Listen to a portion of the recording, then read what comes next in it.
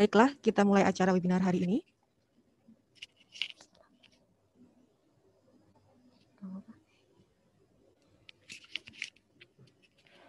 Yang terhormat, Deputi Kepala BPPT Bidang Teknologi Informasi, Energi dan Material, Ibu Profesor Dr. Enia Listiani Dewi. Yang saya hormati, Direktur Pusat Teknologi Material, Bapak Dr. Mahendra Anggara Vidya. Yang saya hormati, narasumber, moderator, dan seluruh peserta webinar. Assalamualaikum warahmatullahi wabarakatuh. Salam sejahtera bagi kita semua. Dengan mengucapkan syukur alhamdulillah atas berkat dan rahmat Allah Subhanahu wa taala, sehingga kita semua dapat mengikuti acara webinar Smart atau sharing material teknologi yang kedua pada hari ini, Selasa 29 September 2020, insya Allah dalam keadaan sehat walafiat. Adapun tema webinar kita hari ini, yaitu grafen dan aplikasinya di bidang energi dan kesehatan. Bapak, Ibu, dan seluruh peserta yang saya hormati, pada pagi yang berbahagia ini, izinkan saya selaku pembawa acara menyampaikan susunan acara sebagai berikut. Acara pertama pembukaan, pemutaran video profil Pusat Teknologi Material, selanjutnya sambutan oleh Direktur Pusat Teknologi Material, arahan Deputi Kepala BPPT Bidang TM, sesi foto bersama, pembacaan CV narasumber dan moderator, pengantar oleh moderator,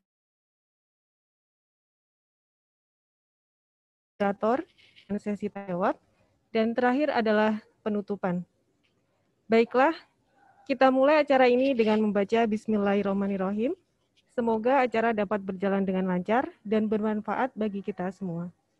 Selanjutnya, pemutaran video tentang profil Pusat Teknologi Material BPPT kepada panitia yang bertugas, kami persilahkan.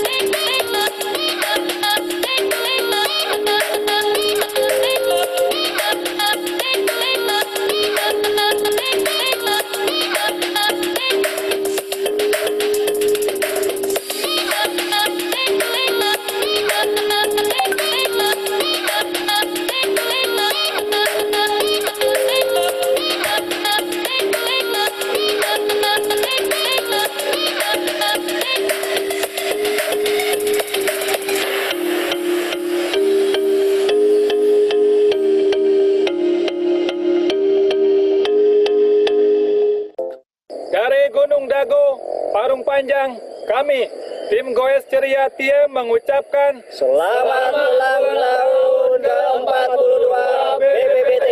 Solid Smart Speed. Inovasi untuk Indonesia maju. Dirgahayu BPPT. Keluarga besar Pusat Teknologi Material mengucapkan Selamat ulang tahun ke-42 BPPT. Solid Smart Speed berinovasi. Untuk Indonesia maju. Dirgahayu BPPT.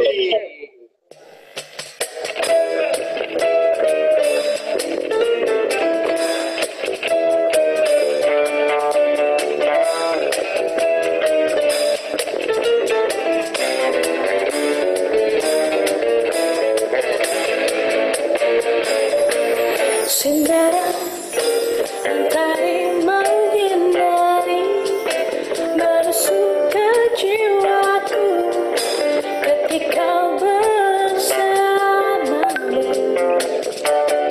Mesranya bila kita berdua bagai malika indah yang tumbuh di muka dunia.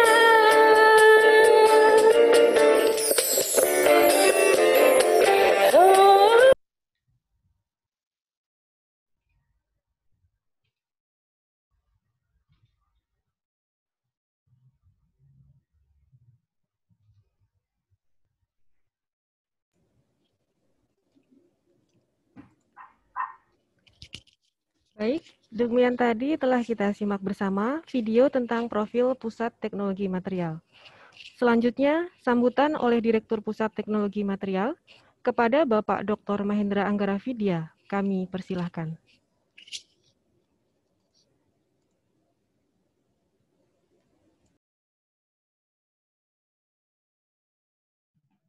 Masih mute Pak Deden, punten. Terima kasih Mbak Idam. Bismillahirrahmanirrahim. Terima kasih Bu Enia. Di sela-sela kesibukannya pasti di depannya tuh gadgetnya ada 5 ya Bu ya, ngezoom semua ya. Di saya 3 Bu, bingung juga ini. Jadi terima kasih di sela-sela kesibukannya Ibu masih bisa menyempatkan hadir dan juga nanti mohon arahannya.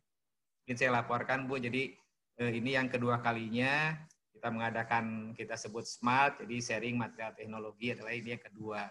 Mudah-mudahan ke depan bisa kita perbanyak lagi, mungkin bukan selain hal-hal teknis ya Bu ya, jadi kita juga akan menampilkan tentang manajemen mutu, RB dan lain sebagainya.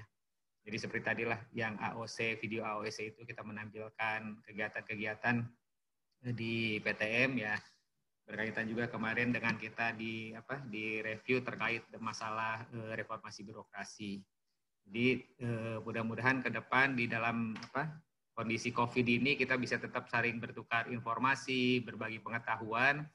Nanti saya harapkan memang ini dokter-dokter yang baru pulang ini kita harapkan bisa sharing informasi. Nanti mungkin ke depan kita harapkan bukan hanya sekedar internal PTM Bu, tapi juga mungkin dari luar. Ini kita masih belajar dulu nih yang kedua, mungkin yang ketiga bisa kita undang dari luar. Juga terima kasih sama teman-teman panitia nih, Bu Tika, Marina, pokoknya anak-anak muda saya kerahkan Bu untuk menggalang acara ini. Ya mudah-mudahan nanti ke depan dalam minggu depan ini kita terima lagi atau bulan depan kita ada anak-anak muda lagi. Jadi mudah-mudahan acaranya lebih meriah, lebih ramai. Kemudian materi-materinya pun yang memang up to date. Jadi sekali lagi terima kasih Bu Enia, mohon arahannya. Terima kasih juga teman-teman semua. Bil Taufik wal Hidayah. Wassalamualaikum warahmatullahi wabarakatuh. Waalaikumsalam warahmatullahi wabarakatuh. Demikian tadi sambutan dari Direktur Pusat Teknologi Material. Terima kasih kami ucapkan atas sambutannya. Acara selanjutnya yaitu arahan dari Deputi Kepala BPPT Bidang TIEM kepada Ibu Profesor Dr. Enia Listiani Dewi. Kami persilahkan. Terima kasih. Assalamualaikum warahmatullahi wabarakatuh. Ini rekan di PTM, semoga sehat semua. Mungkin kalau ada dari tempat lain, terima kasih atas kehadirannya. Kali ini di material nih menghadirkan expert grafin yang fresh graduate ini. Ini topik hari ini saya rasa penting sekali untuk basic knowledge kita mengembangkan energi storage ya. Kebetulan tahun 2009 kayaknya, 2009 saya tuh ke Lindau, pada saat itu ketemu peraih Nobel yang membuat grafin. Namanya saya malah lupa ya. Orangnya itu orang teknik mesin, bukan teknik material. Jadi dia ahli mesin, bukan sama sekali bukan ahli material. Dan dia bercerita, saya ingat banget karena waktu itu pertama kalinya nanotube sama grafin ya. Pada kesempatan itu dia bercerita kalau temuannya itu juga accidentally. Jadi secara tidak sengaja ditemukan pada saat dia membuat satu perangkat. Jadi alatnya justru yang dibuat, bukan grafennya, bukan. Nah ini semua yang menjadi inspirasi saya bahwa pada seorang peraih Nobel sekalipun dia tidak menyangka bahwa apa yang terjadi yang merupakan kegagalan itu bisa menjadi satu kesuksesan. Nah ini yang sangat fenomenal memorinya bagi saya tentang grafin ini.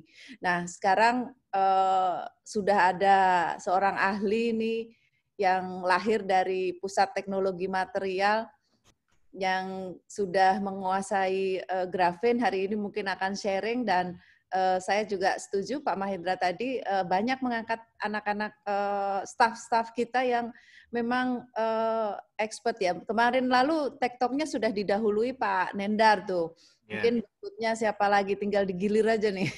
Dan itu pun kita harapkan nanti di-sharing lebih banyak ya, sehingga pesertanya bisa lebih banyak lagi. Tapi alhamdulillah ini ada sekitar 50-an, sangat bagus untuk memperkaya basic knowledge kita, dan kali ini memang sangat spesifik.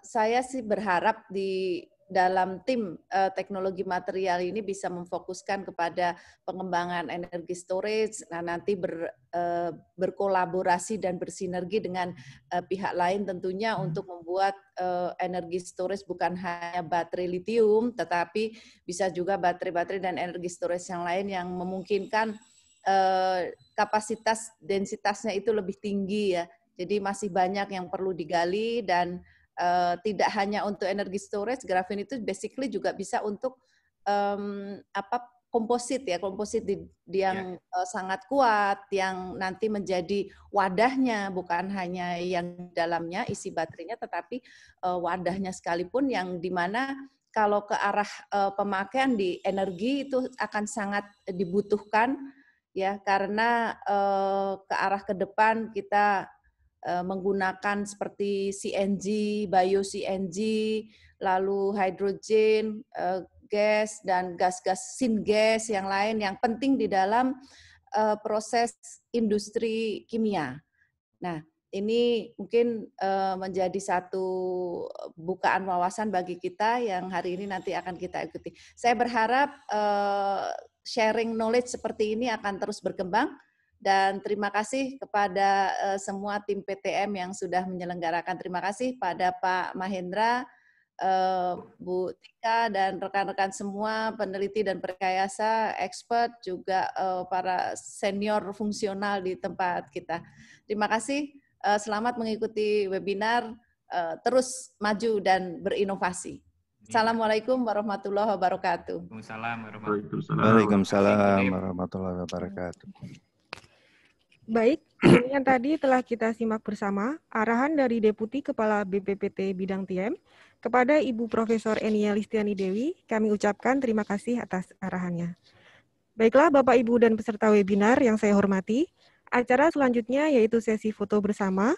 Mohon agar Bapak, Ibu, dan seluruh peserta berkenan untuk membuka fitur videonya, dan panitia yang bertugas kami persilakan untuk mengambil foto bersama. Dimulai dari halaman pertama. Saya berikan aba-aba. 1, 2, 3. Selanjutnya halaman kedua. 1, 2, 3. Apakah sudah semua? Pakai gaya harusnya, Dam. Dam diulang. Sekali lagi. Bisa diajarin Bu Deputi. Gaya Gaya bebas sekarang. Kayaknya diajarin dong Bu Deputi. Ya, Bu Dep yang ngajarin gayanya. Kita 3. Baik, pakai gaya. 1, 2, 3. Terbang tinggi. Ya. Sip. Apakah sudah cukup atau masih panitia? Kasih, Bu Sekali Dep. lagi katanya. Ya. 1, 2, 3. Oke. Baik, terima kasih semuanya. Terima kasih Bu Deputi. Saya menyimak, silahkan. Ya, baik. Selanjutnya, kita akan memasuki acara inti kita pada hari ini, yaitu webinar tentang grafen dan aplikasinya di bidang energi dan kesehatan. Sebelum melangkah ke acara inti, saya akan membacakan CV singkat, baik narasumber maupun moderator. Untuk narasumber, nama lengkap, Oka Pradipta Arjasa, MT, MSc, PhD, jabatan, staf di Pusat Teknologi Material, BPPT, riwayat pendidikan, S1 jurusan Teknik Kimia di UGM, S2 jurusan Teknik Kimia di UI dan National Taiwan University of Science and Technology. Untuk S3 jurusan Kimia di University of Manchester. Kegiatan inovasi dan jabatan di kegiatan saat ini, yaitu sebagai leader di inovasi energy storage dan battery recycling, kemudian sebagai engineering staff di kegiatan semen tulang PMMA. Selanjutnya untuk moderator, nama lengkap Dr. Jarod Raharjo, jabatan peneliti ahli utama bidang teknik material di Pusat Teknologi Material BPPT, pendidikan terakhir S3 Chemical and Process Engineering di University Kebang di kegiatan saat ini, yaitu selaku Chief Engineer Program Inovasi Energy Storage dan Battery Recycling. Demikian tadi CV dari narasumber maupun moderator. Sebelum acara saya serahkan kepada moderator, kami ingatkan kepada Bapak, Ibu, dan seluruh peserta webinar untuk berkenan mengisi daftar hadir dan form evaluasi yang akan di-share linknya oleh panitia di akhir acara. Dan sertifikat, kami ingatkan kembali, hanya akan diberikan kepada peserta yang mengisi form evaluasi dan juga daftar hadir. Baiklah, Bapak, Ibu, dan peserta webinar yang saya hormati, acara kami serahkan kepada Bapak Dr. Jarod Raharjo selaku moderator.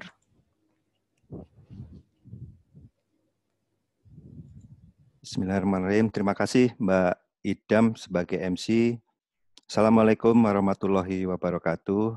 Salam sejahtera bagi kita semua dan salam sehat. Yang saya hormati Ibu Deputi TM, Prof. Enia, Bapak Direktur PTM, Dr. Mahendra Anggara Vidya, kemudian Bapak Ibu peserta webinar sharing material teknologi atau kita singkat dengan SMART. Ini sesi kedua. Pada pagi hari ini kita bersama-sama akan mendengarkan paparan yang topiknya sangat menarik dari narasumber yaitu Dr. Oka Pradipta Arjasa.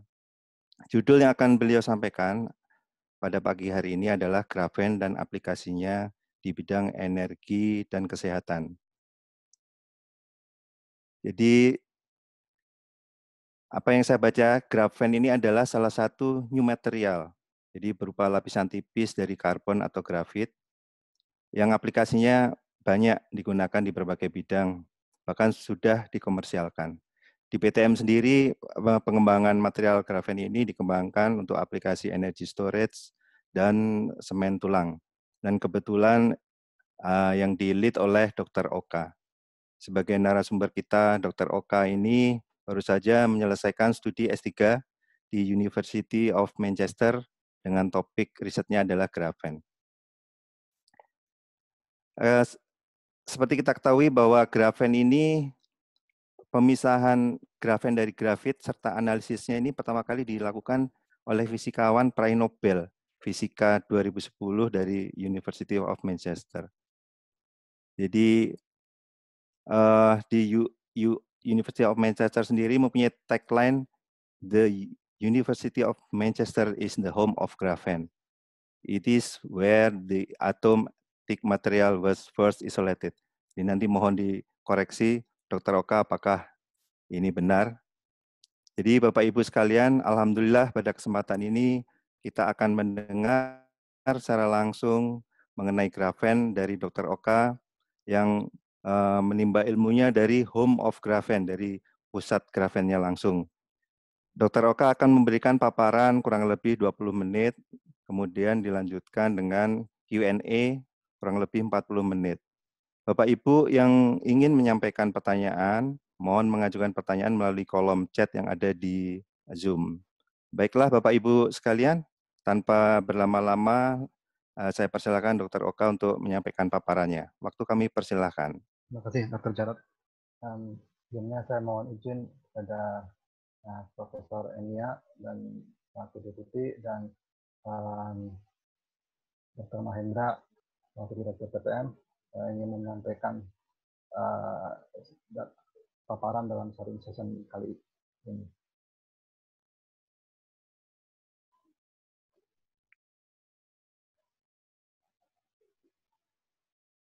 Baik, apakah bisa terlihat? Bisa, Kak, sudah kelihatan. Ya, baik.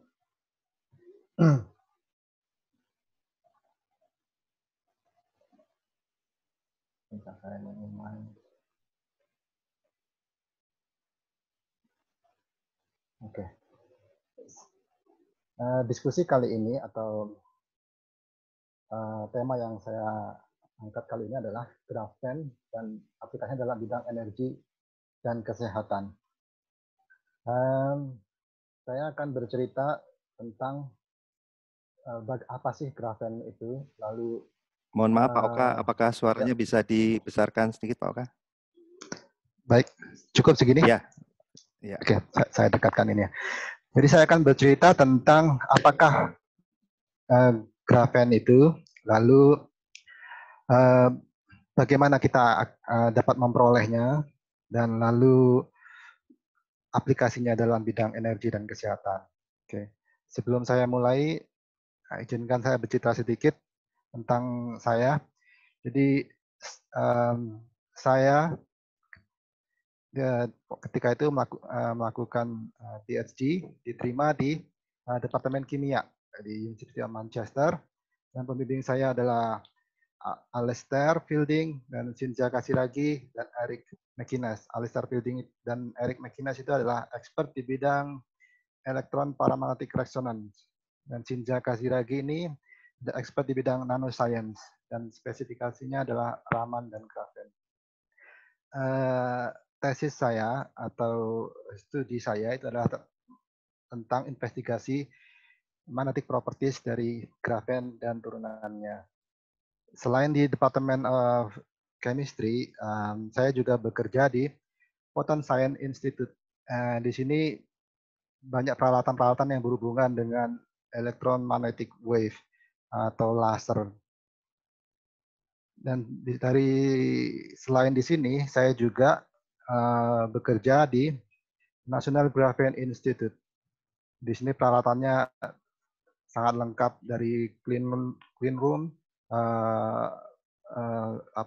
ramannya juga sangat canggih.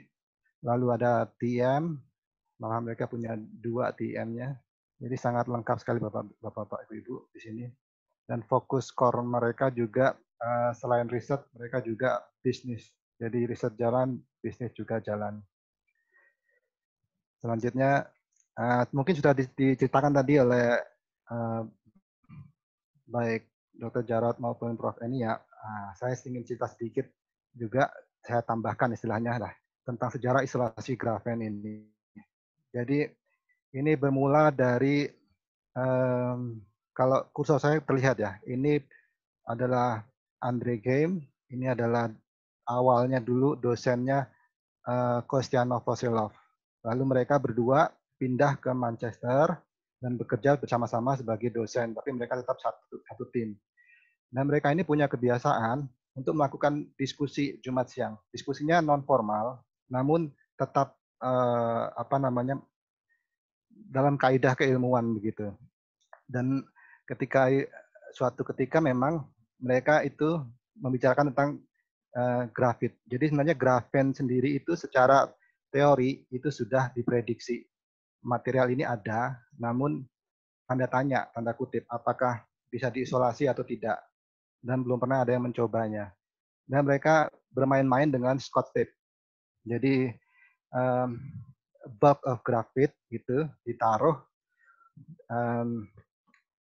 di dalam Scotch tape, lalu Scotch tape-nya dibuka berkali-kali dengan Scotch tape yang baru, ditambah lagi dipil lagi, saya dipil ya, atau diklotok ya bahasa Jawanya, berulang kali. Lalu mereka lihat itu di dalam spektroskopi menggunakan TEM dan AFM. Akhirnya mereka peroleh lapisan yang diperkirakan karena tipisnya itu mendekati 1 atom Higgs. Makanya mereka lalu membawa grafen ini dalam suatu device dan mengukurnya dan juga melakukan eksperimen, lalu menerbitkan paper yang dengan diberikan judul Electric Field Effect in Atomically Thin Carbon Film. Ini pada tahun 2004. Nah, paper ini tahun 2004. Nah, lalu 2010 baru mereka memperoleh Nobel Prize-nya.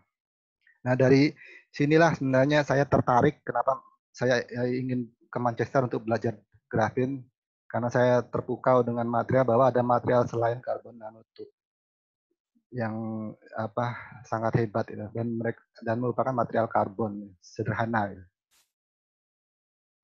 Nah, sekarang mari kita mengenal lebih jauh tentang grafen. Jadi secara singkat, kalau bisa dilihat sebelah kiri ini adalah struktur grafit, kristal grafit.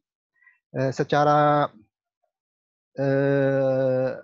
pada fase umumnya atau pada fase stabilnya itu grafen itu akan bertumpuk-tumpuk di dalam layer demi layer di dalam grafit, itu dalam formasi ABAB berulang gitu. Jadi ada yang kalau yang pertama disebut kita sebut A gitu, lalu yang kedua B, itu kan yang B ini agak cenderung masuk ke dalam, lalu yang A nongol lagi. Jadi yang A ini akan paralel, yang B juga paralel dengan B di sini nanti.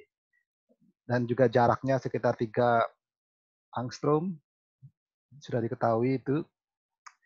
Dan kita tahu grafen juga terbuat dari karbon, dan itu salah satu dari allotrope dari material karbon, seperti halnya fullerene yang bentuknya bola ini, atau nanotube yang kita sudah kenal dengan baik, dan ini adalah tumpukan grafen atau grafit. Nah, sebenarnya mereka ini sejenis sebenarnya kalau lihat dari strukturnya heksagonal karbon, hanya tinggal mau dibentuk spherical atau tubing atau mau ditumpuk seperti itu. Dan yang menyebabkan grafen itu sangat spesial, terutama di charge mobility-nya atau high electron conductivity-nya, itu berhubungan dengan energy band structure-nya. Jadi kalau dilihat di sini energy band structure-nya, kita zoom in pada posisi ini, dia akan membentuk conical shape. Ini seperti bentuk dari metal. Jadi bisa kadang ada yang bilang grafen semi metal gitu.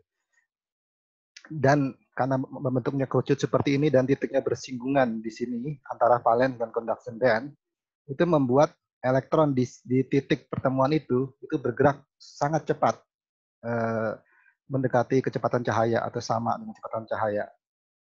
Dan seperti itu karena maka ada yang mengukur charge mobility dari grafen itu sebesar ini, kalau bisa dilihat di 200.000 cm2 per volt second.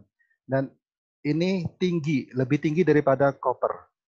Lalu good thermal conductivity-nya juga sangat tinggi. juga sekali lagi lebih tinggi daripada copper thermal conductivity-nya. Jadi sangat penghantar panas yang bagus dan penghantar elektron yang bagus. Dan juga dia kuat. Ada yang mengukur grafen itu kekuatannya kalau dibandingkan dengan baja itu adalah 200 kali lebih kuat daripada baja. Tapi ini ada syaratnya yaitu dari defect free graphene. Jadi kalau ada cacat tidak berlaku. Dan ini mengukurnya dengan menggunakan AFN indentation karena sangat kecil. Karena saat ini grafen non yang tanpa defect, tanpa cacat itu yang bisa diproduksi baru berukuran micro. Maka yang bisa digunakan untuk mengukur ini baru menggunakan AFN. Lalu grafen itu juga transparan, dia hanya menyerap 2,3% incident light. Satu layer itu hanya menyerap 2,3% dari cahaya. Jadi kalau mau menyerap 100%, kita kalikan saja supaya mendapat 100% terserap itu jadi sekitar mungkin 50 layer ya. Satu layernya cuma 2%. Nah, sebenarnya dari sini semua ini grafen sudah selesai presentasinya maksudnya. Kita sudah tahu, kita tinggal menggunakan imajinasi kita mau kita pakai apa grafen ini sebenarnya. Karena ini sudah propertinya sudah terbuka semua. Dan yang masih tanda tanya di sini adalah magnetic propertiesnya.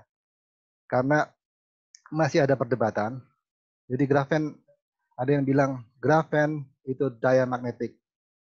Artinya tidak mempunyai sifat magnetis gitu. Lalu ada yang bilang dari sifat diamagnetic, ferromagnetic, dan anti-ferromagnetic itu bisa koeksis di dalam grafen. Nah ini bagaimana sebenarnya? Nah oleh karena itu, izinkan saya sedikit agak melenceng gitu untuk men-share riset saya di sana.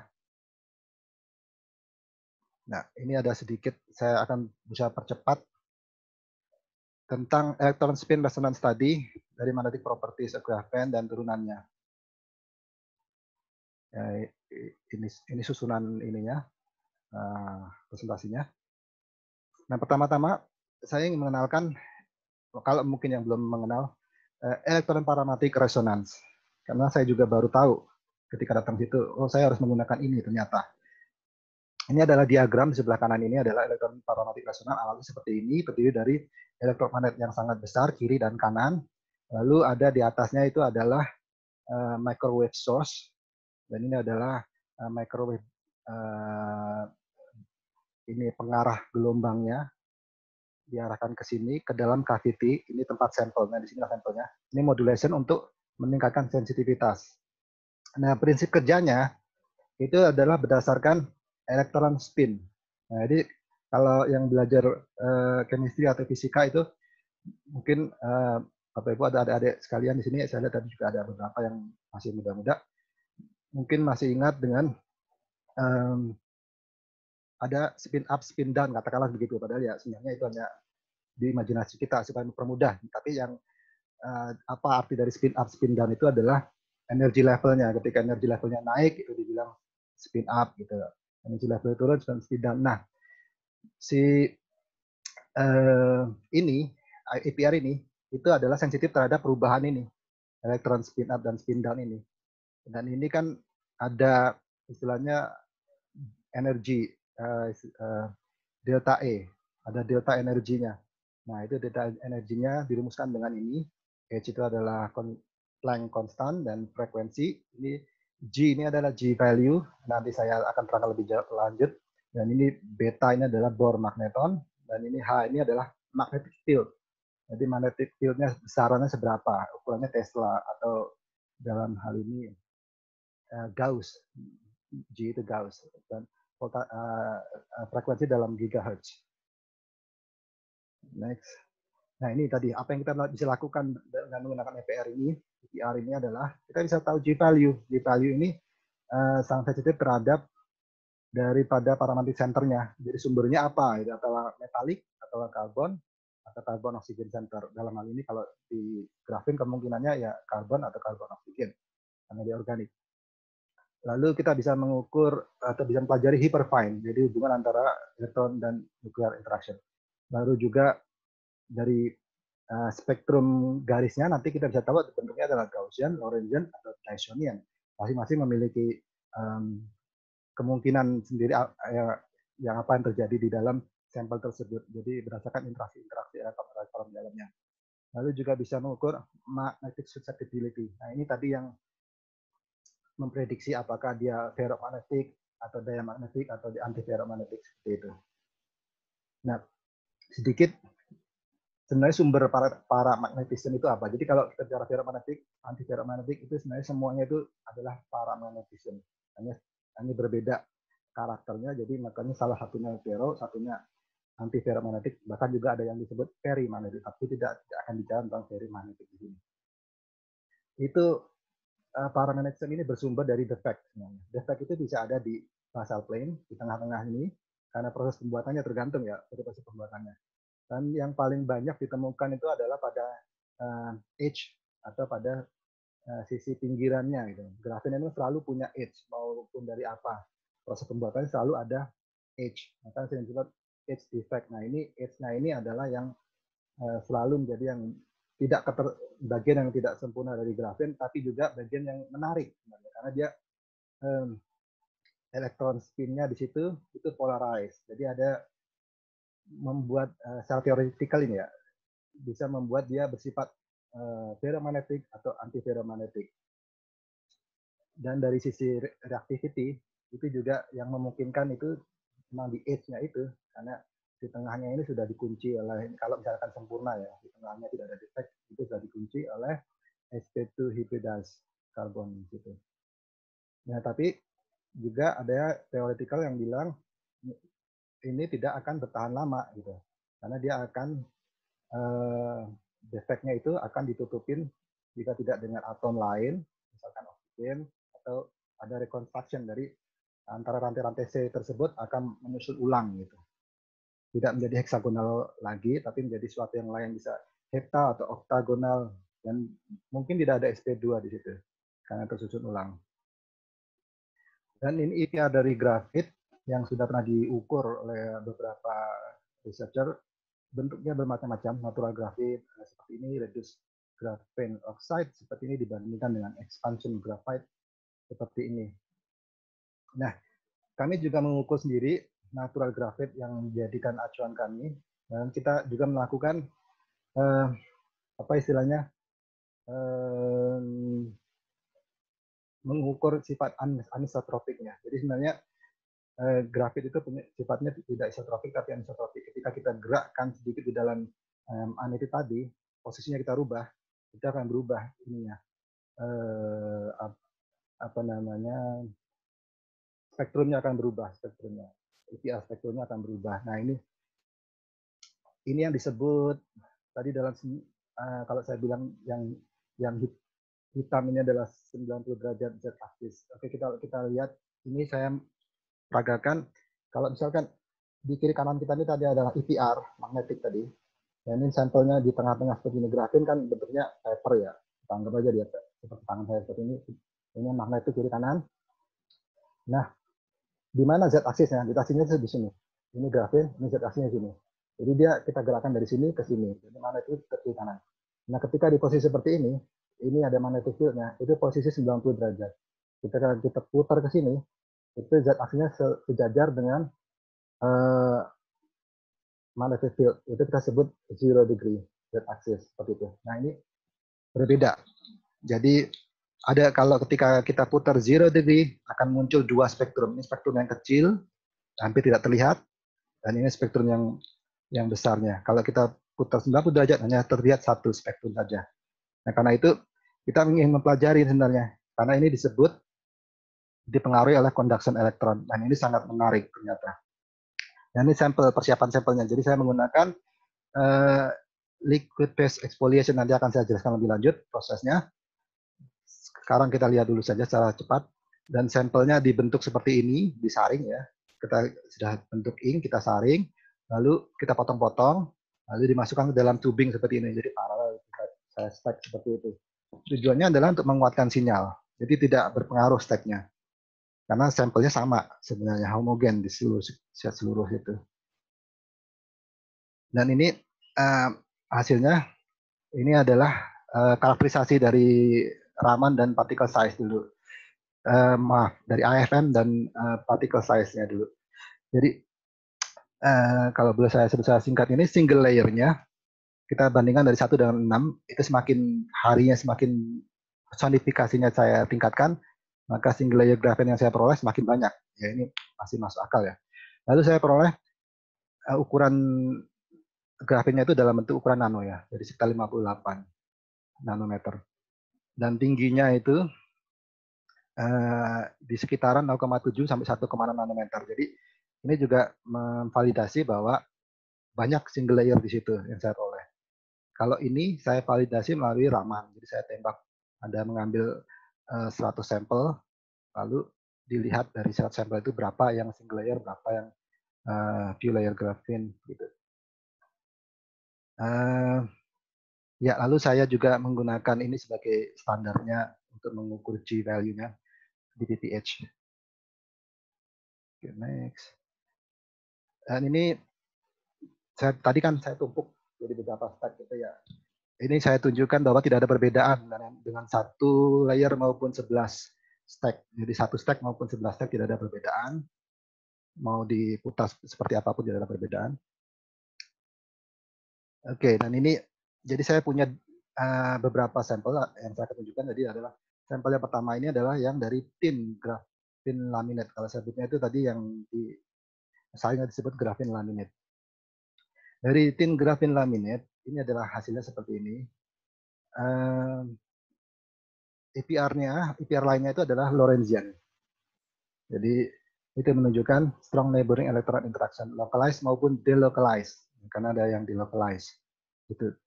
Dan tadi kalau kita lihat sebelumnya, mungkin lebih jelas di sini ya. Maaf. Oke. Ketika 90 derajat sama seperti grafit, hanya ada 1 spektrum.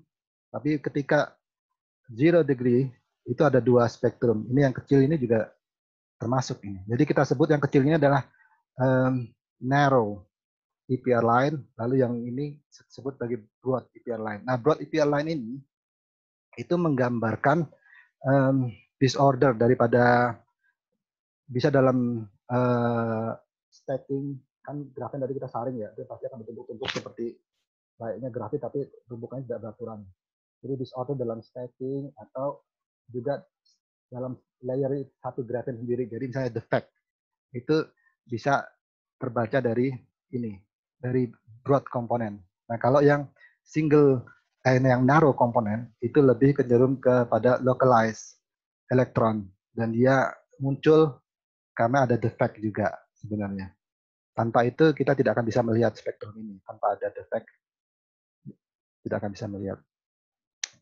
Dan lalu saya juga melihat dari line width-nya dari tin graphene laminate tadi, ketika diputar mau 90 derajat maupun 0 degree itu semuanya menurun, hanya menurunnya berbeda. Ketika 0 degree agak tertahan sedikit dan ini sedikit menurun, tapi masih menurun. Dan ini memang itulah yang seharusnya karena dia dipengaruhi oleh conduction elektron, jadi masih berpengaruh terus. Nanti akan berbeda ketika saya tebalkan ini ketebalan laminat ini saya tingkatkan, sinyalnya akan lebih terlihat jelas untuk line width-nya. Dan lalu magnetic susceptibility-nya, magnetic susceptibility dari tin graphene laminate itu ketika posisi 0 degree, itu ada yang merah ini ya, 0 degree itu dia bersifat ketika menghadap sini ya, magnetik menghadap sini. Nah, itu bersifat ferromagnetic karena dia tetanya positif. Dan lalu yang ketika 90 degree itu sedikit anti ferromagnetic.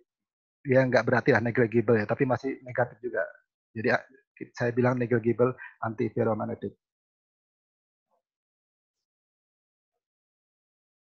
Dan ini kita bandingkan dengan yang tebal. Kalau kita tebalkan laminatnya, maka dari line width, dari segi line width kita ada perubahan.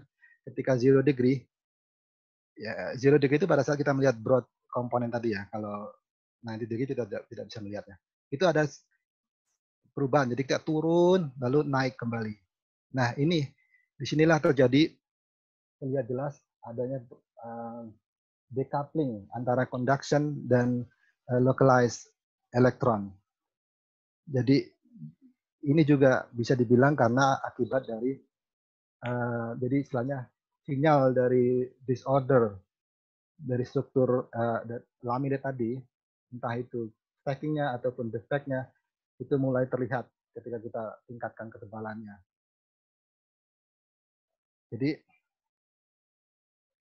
untuk kalau kita amati magnetic susceptibility-nya juga akan semakin terlihat.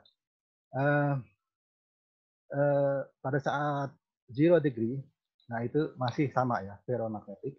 Jadi pada saat 90 degree sekarang makin terlihat jelas dia anti ferromagnetic. Nah, jadi ada energi-energi yang berpengaruh di situ yang menyebabkan ketika kita rubah posisinya maka magnetiknya juga akan berubah. Lalu saya juga melihat sampel yang ketika kita biarkan gitu dalam yang masih dalam tube tapi kita buka ya tube-nya ya, kita biarkan dalam udara terbuka, itu sinyalnya hilang, sinyal IPR-nya. Artinya apa? Artinya ini antara ada oxygen passivation atau reconstruction gitu, atau dua-duanya. Jadi mereka saling berkompetisi. Nah, untuk yang reconstruction kita tidak bisa mengkonfirm karena dia perlu ini lagi apa namanya riset yang ekstensif. Kita perlu melihatnya dengan mata gitu dan bantuan TM yang lebih bagus. Tapi kan pada saat tersebut tidak mungkin. Jadi kita menggunakan XPS dan kita bisa confirm ada peningkatan oxygen content situ. Jadi ini bisa kita probabilitaskan bahwa ini adalah karena oxygen passivation. Lalu more tentang broad component. Nah, ini saya akan membandingkan sampel graphene laminate dari bahan LPE tadi dengan RGO, reduced graphene oxide, lalu dengan electrochemical exfoliation graphene. Ketika saya gabung dari struktur ramannya, ini kalau di tengah ini struktur raman, itu bisa kita lihat semakin broad, semakin melebar gitu. Jadi LPE graphene itu ini, lalu ini adalah electrochemical graphene laminate, lalu ini RGO laminate. Nah, ini semakin melebar. Ini menunjukkan bahwa tingkat cacatnya itu juga semakin meningkat. Nanti lebih jauh tentang RGO laminate dan isi graphene laminate ini akan kita bahas berikutnya. Jadi semakin ke arah atas, ini semakin ke arah merah itu semakin meningkat. Nah, di sini saya mengukur broad komponennya. Jadi dalam RGO laminate itu tidak terlihat broad komponennya, hilang. Lalu di AC graphene laminate, broad komponen sangat broad. Ini diukur dengan dalam militesla, 60,57 militesla. Sedangkan untuk LPE graphene laminate, untuk sampel yang ini yang di tengah, ini LPE graphene laminate yang sebelah kiri ini, itu sekitar 2,86 atau sekitar 3 militesla. Nah, untuk graphene laminate sendiri, tadi seperti saya sudah sampaikan, ketika semakin tebal, broad komponen juga akan semakin broad. Nah, ini mulai dari yang tipis, lalu ini yang dipakai untuk pembanding RGO dan isi graphene laminate juga meningkat line width-nya untuk broad komponen, dan lalu ketika ketebalannya mencapai ini, line width-nya juga meningkat lagi. Nah, dari situ, oh ya, sebelum kesimpulan, saya juga sedikit menyampaikan, ini ada juga, saya juga mengerjakan tentang pulse EPR, jadi menggunakan high score tentang fluorinated graphene laminate. Jadi bisa mempelajari tentang hyperfine. Tadi yang saya bilang tadi bisa mempelajari tentang hyperfine. Jadi kenapa kita pilih yang fluorinated graphene laminate? Karena kita ingin melihat fluorinnya. Tanpa fluorinated ini yang muncul kemungkinan hanya karbon 13 saja, ya kurang menarik untuk mempelajarinya. Jadi kita pelajari fluorinated graphene laminate. Kesimpulannya dari tadi penjelasan singkat tadi, EPR line shape and broadening are due to Lorentzian component. Jadi saya sebutkan dan karena Lorentzian itu karena artinya elektron interaksi localized maupun delocalized-nya itu sangat kuat. Jadi ada line broadening to the decoupling of conduction electron and localized spin was not observed in thin sample. Ini tadi yang di tim sampel ketika di posisi 0 degree, line width-nya itu turun, tidak naik lagi, tapi ketika yang tebal dia turun dan kembali naik. Nah, itu karena ada decoupling. Lalu broad component arise above 70 K has anisotropic behavior. Sudah saya sebutkan sifatnya anisotropic. Ketika diputar, broad component juga berpindah. Dan ini may be related to the coupling of the itinerant conduction electron and nucleoside. The broad component of the graphene laminate could be affected by the electron mobility between planes and the degree of stacking disorder. Yang tadi saya sebutkan tadi, broad component ini itu dipengaruhi oleh charge mobility, yang dimana charge mobility ini juga dipengaruhi dari defect. Jadi intinya itu disorder, baik antara stacking maupun dengan basal plane itu sendiri.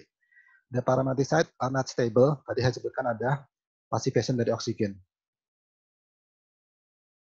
Nah, kemana ini arahnya nih analisis dari menggunakan spin behavior ini? Kenapa kita mempelajari spin behavior? Aplikasinya kemana? Nah, yang pertama ini adalah untuk quick screening of the graphene quality. Jadi kita bisa melakukan screening dengan cepat. Kalau kita memproduksi massal, itu bagaimana gitu. Kalau dengan Raman itu kita harus menembak satu-satu. Seperti tadi saya lakukan, saya mengambil sampel 100, lalu kita screening dengan cepat, kualitinya bagaimana. Nah, tapi kalau dengan menggunakan EPR ini, kita bisa menggunakan dalam bentuk bulk. Tadi sampelnya sudah disaring dalam bentuk seperti itu, dipotong-potong, masukkan, diukur.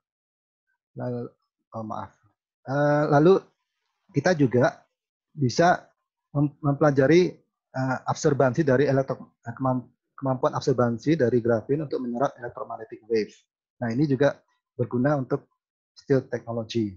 Kita juga bisa mempelajari spin behavior ini dimanfaatkan untuk information storage. Ya, kalau Bapak-bapak, Ibu-ibu dan adik sekalian yang pernah mendengar istilah spintronic mungkin seperti itu. Jadi untuk orang elektro itu mungkin paham. Nah, lalu kita kembali ke track sekarang. Bagaimana kita memproduksi grafin? Jadi saya tidak akan menyampaikan banyak, saya menyampaikan yang mudah. Cara yang mudah di top down. Kalau yang CPD ini, others itu CPD, laser induced, dan lain sebagainya, itu mungkin susah lah ya dilakukannya. Karena ya CPD kita tahu sendiri, CPD kita perlu alatnya atau gimana. Tapi ini yang mudah. Liquid phase exfoliation atau disingkat dengan LPE, ada electrochemical exfoliation atau ECE. Lalu juga, nah ini maksud, jadi dari graphite kita bentuk menjadi oxidized graphite, lalu kita peroleh graphene oxide. Yang ketiga ini maksudnya seperti itu. Lalu kita reduce lagi menjadi reduced graphene oxide. Dan dari situ kita bisa opsi untuk membentuk RGO foam atau RGO dispersion. Oke, yang pertama, liquid phase exfoliation. Nah, prinsipnya bagaimana? Prinsipnya ini adalah dengan exfoliation di dalam larutan. Jadi bisa dengan bantuan, biasanya kebanyakan dengan bantuan sonifikasi. Nah, itu apa sebenarnya yang mempengaruhi dari situ? Itu yang utama di sini adalah solvennya. Nah, solvennya ini adalah mempengaruhi. Jadi solvennya itu bisa membantu dipilih yang bisa membantu grafen itu supaya bisa terdisperse dengan merata. Jadi ada hubungan antara interaksi tegangan permukaan antara solvent dan grafen. Jadi yang mana yang cocok. Yang bisa dipakai adalah ini NMP, DNMU, DMA. Nanti ada listnya saya sampaikan di berikutnya. Lalu juga ada opsi berikutnya, karena solvent-solvent itu sangat toksik. Ada opsi yang lain, kalau bagaimana dalam air. Tentu saja kalau air saja tidak akan bisa. Nah, saya sudah pernah mencoba itu. Dengan air saja, terus dengan ditambah alkohol, susah.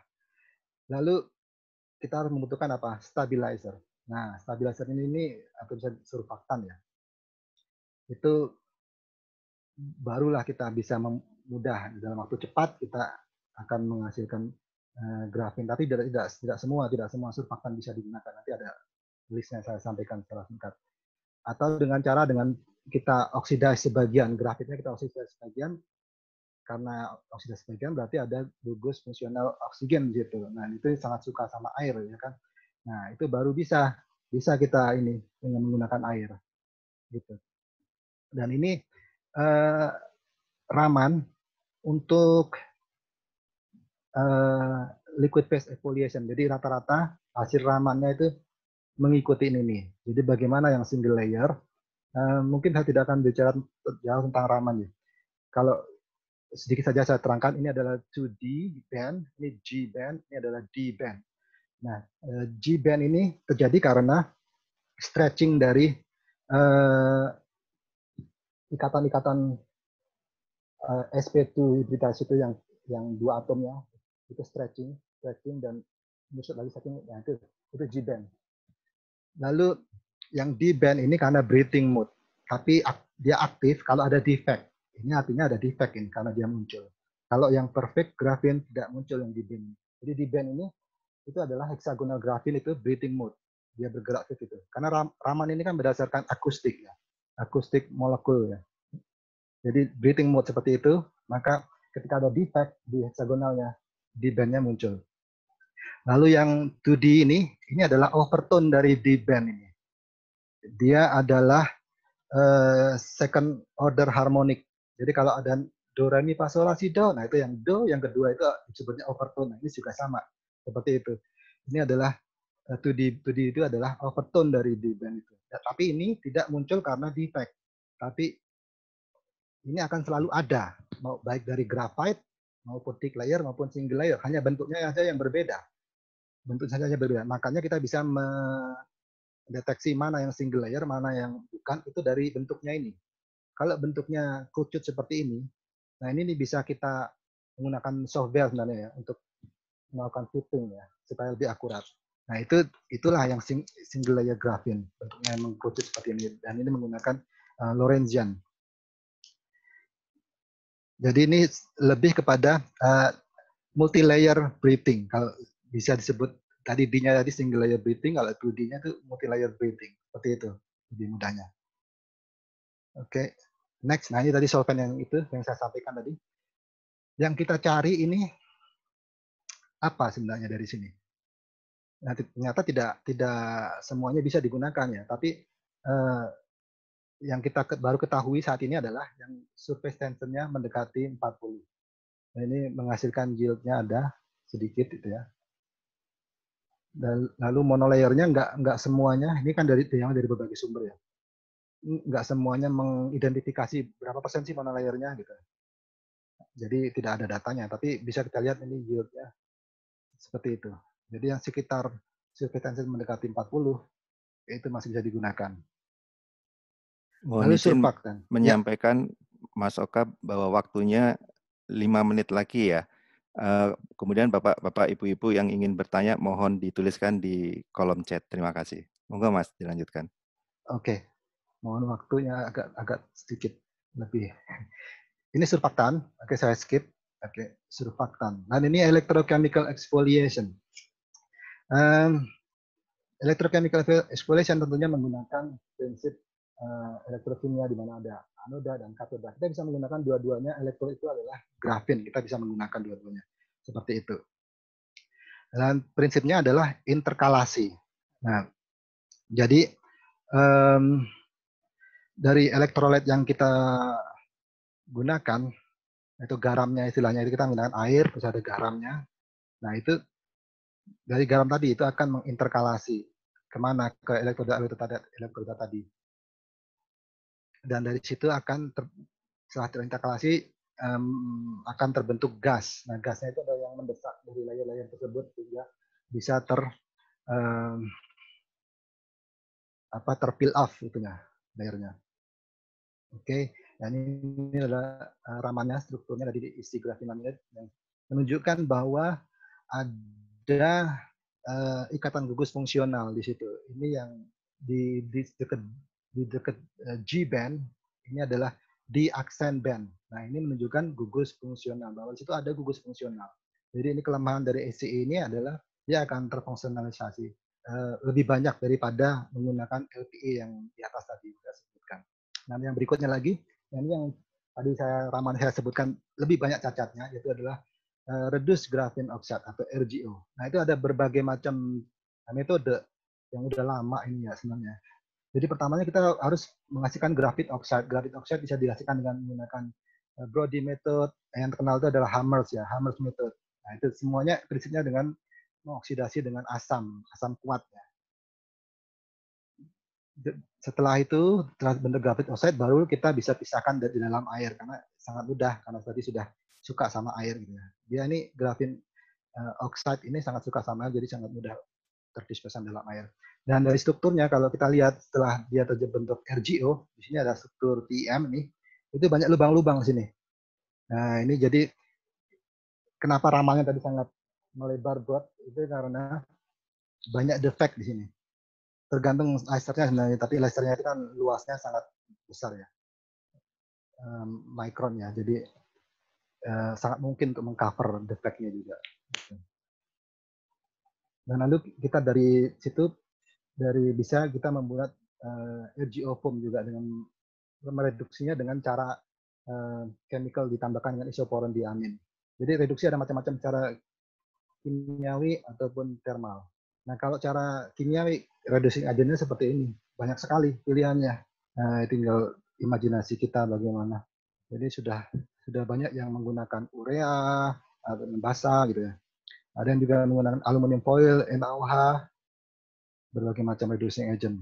Ada yang menggunakan bakteri ya, itu juga bisa. Reducing agent, intinya reducing agent ya. Lalu, nah ini synthesis method versus quality. Nah, sedikit aja saya terangkan tetap. Jadi metode yang paling baik untuk memproduksi grafin saat ini itu adalah masih mechanical expulsion. Hanya saja tidak bisa banyak ya kan. Tapi ini hanya untuk keperluan riset tertentu. Jadi mechanical expulsion dari bulk graphite itu bisa kita hasilkan dengan crystalline size-nya sekitar ini 1000 mikrometer. CVD tidak begitu bagus dibandingkan mechanical expulsion, masih mechanical expulsion yang terbaik. Lalu tadi yang saya sampaikan tadi LPE itu masuk ke dalam chemical exfoliation. Ini hasilnya sangat-sangat kecil ya, crystalline-nya pastinya, karena dia kan selalu terpeel off. Nah, kita masuk ke aplikasi. Mohon waktunya sebentar lagi, Bapak-Bapak Ibu-Ibu. Sebentar saja. Silakan Mas. Ya. Jadi setelah kita peroleh grafin tadi dengan berbagai macam karakteristiknya, nah sekarang mau bagaimana sih kita mengaplikasinya dalam energi ini? Tentunya orang-orang punya berangan-angan. Grafin itu harusnya membuat baterai itu bisa menjadi lebih, istilahnya lebih tipis lah ya. Makanya ini banyak yang menyebut flexible battery. Gitu. Angan-angannya seperti itu risetnya. Oke. Nah sebelum ke sana, bagi yang belum mengenal tentang lithium ion battery, karena saya akan fokus ke lithium ion battery, saya terangkan sedikit tentang lithium ion battery. Nah ini adalah struktur lithium ion battery. Ini ada current kolektornya, terdiri dari current kolektor, sini aluminium, ini yang bagian katoda ya, sebelah kanan ini. Lalu katoda materialnya bisa bermacam-macam, bisa LiNeCu dan mangan oxide atau NCM atau NMC bisa dibilang NMC. Lalu ada bagian anodanya. Nah ini rata-rata grafit yang dipakai, tapi juga ada yang menggunakan LPO. Nanti saya bahas lebih lanjut. Ada juga yang silikon dan lain sebagainya. Nah dari sini sebenarnya triknya apa? Jadi menurut sumber ini, geometri partikel seperti ukuran, bentuk, luas permukaan, jumlah pori-pori itu merupakan kunci parameter ketika kita mau mendesain elektrod. Nah itu. Nah ini milestone dari graphite. Dari tahun ke tahun, graphite mulai diriset tahun 1975, lalu memasuki komersial tahun 1994, sampai akhirnya sekarang 2010 hingga sekarang ini graphite itu masih tetap digunakan, tapi diperbarui lagi. Ini ada disebutkan ditambahkan dengan silicon dioxide, itu sejenis silicon dioxide. Dan hasilnya kita tidak tahu itu karena saya tidak dapat ininya, papernya. Dan masalahnya apa sih di dalam grafin itu? Di dalam grafit karena banyak digunakan tadi ya. Karena ini ada material anoda yang lain seperti lithium, silikon, aluminium atau tin. Dan grafit itu masalahnya ada di ini. Jadi volume expansion. Walaupun di dalam anode material ini dia yang paling kecil ya, volume expansionnya 10%. Tapi ini juga masih bermasalah karena kita sering mendapatkan sel baterai handphone kita itu menggembung. Ya. Lalu masih ada pembentukan lithium dendrit yang akan bisa menyebabkan short circuit. Nah, interkalasi dari lithium itu sendiri mengikuti model seperti di samping sebelah kiri ini, Woodruff model atau Demus-Harrod model. Nah, ini ada di pasaran, saya sampaikan sedikit, itu masih didominasi oleh NMC katoda, dan anodanya adalah grafit. LTO ada sedikit. Bagaimana dengan grafin? Grafin, saya peroleh informasi itu, udah ada yang memasarkan dalam bentuk ini. Baterai kecil seperti ini oleh Real Graphene di US. Itu bisa katanya diklaim 1.500 cycles, tapi masih dingin gitu katanya. Dan juga fast charge, cuma 20 menit. Bisa di-charge dengan 3.000 mAh. Bagaimana sih kita akan memanfaatkan grafin ini? Karena kita tahu tadi yang banyak dipakai grafit. Kenapa kita harus menggunakan grafin? Tadi sudah disebutkan energi bandnya berbeda antara grafin dan grafit. Nah, bagaimana kita memanfaatkan grafin supaya tidak berubah kembali menjadi grafit? Karena kita tumpuk-tumpuk, energi bandnya bukan energi band grafin lagi, tapi energi band multi layer yang berbeda. Nah, ini bagaimana? Apakah kita mau tumpuk-tumpuk tadi menjadi multi layer grafin atau nano grafin atau 3D grafin? Tapi yang jelas, yang saya peroleh informasi itu bahwa kita tidak memerlukan grafin yang sempurna. Jadi functionalized grafin itu yang banyak dipakai maupun di oxidize juga itu bagus. Ini contohnya aja satu. Itu bisa kita gunakan grafin untuk memperbaiki hubungan antara anoda dan current collector atau katoda dan current collector. Jadi ini grafinnya di coating pada current collector untuk memperbaiki hubungan dalam hal ini anoda ya, LTO ya, dengan current kolektornya yaitu aluminium. Dan ini menunjukkan bahwa dia sanggup dicas hingga 20 C. Nah, C ini adalah C rate. Kalau Bapak Ibu belum paham, nah itu adalah dalam angka kalau 1 C itu artinya dia sanggup menyediakan 1 ampere dalam 1 jam. 2 C berarti 2 ampere dalam setengah jam. Ya, begitu seterusnya. Dan ini hingga 20 C, berarti sangat-sangat cepat. Dan juga dia stabil. Dari lihat di sini, di sebelah kanan, dalam 50 cycle, dia masih mempertahankan kapasitinya. Spesifik kapasiti masih bertahan 99-89%. Lalu berikutnya ada juga dengan yang memadukan grafen dan silikon dioxide. Tapi ini menggunakan metode yang agak rumit, yang CVD graphene. Jadi ditumbuhkan dengan silikon dioxide. Ini ada, jadi dia menggabungkan, ini kalau disingkat GB materialnya. Jadi GB ada yang NMC GB. Nah, di sini bisa digunakan katodanya GB NMC, lalu anodanya GB saja. Jadi digabungkan seperti itu, nyata hasilnya juga bagus. Untuk fast charging itu potensial. Lalu di sini ada kembali lagi katodanya grafin, anodanya juga grafin. Tapi grafinnya berbeda. Yang katodanya ini adalah grafin oxide ya kalau saya lihat. Lalu yang anodanya ini adalah katakannya reduced graphene oxide. Jadi GO dan RGO itu digunakan. Dan hasilnya juga sangat menjanjikan. Jadi dilihat sini untuk fast charging sangat bagus. Masih stabil, diklaimnya seperti itu. Dan lalu ada lagi graphene foam. Ini juga digunakan dengan digabungkan ini hybrid ini. Jadi dia sebagai tempat anoda dan juga sebagai elektrodnya atau current collector dan juga sebagai elektrod. Jadi hybrid. Jadi sebagai tempat anoda dan anodanya ini LTO dan katodanya LFEPO4. Hasilnya juga sangat bagus. Saya akan percepat.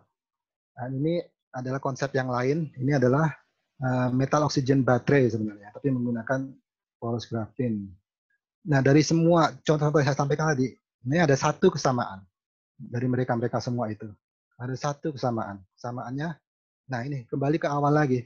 Jadi pernyataan ini, walaupun saya sampaikan di awal, ternyata memang memiliki maksud tertentu. Jadi kuncinya itu ada di sini. Luas permukaan, jumlah pori-pori, bagaimana kita memanfaatkan grafin.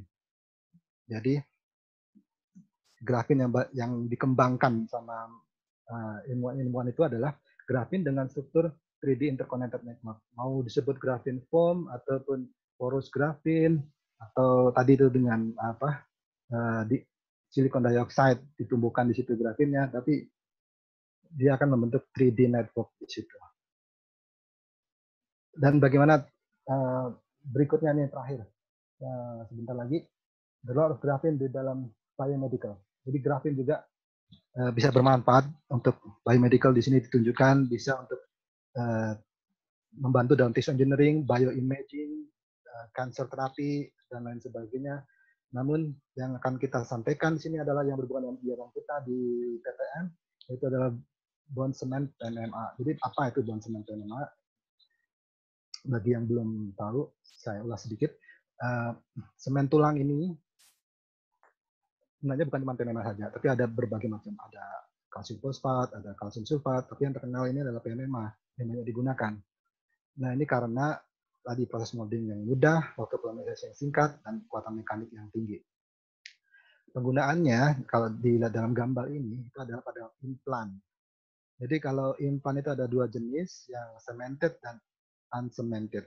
Yang uncemented biasanya implannya ada poros coatingnya ya. Jadi dia tidak butuh semen. Tapi yang cemented dia biasanya polos, dia butuh semen di situ. Agak tidak goyang gitu. Dia memegang implannya tetap di tempat.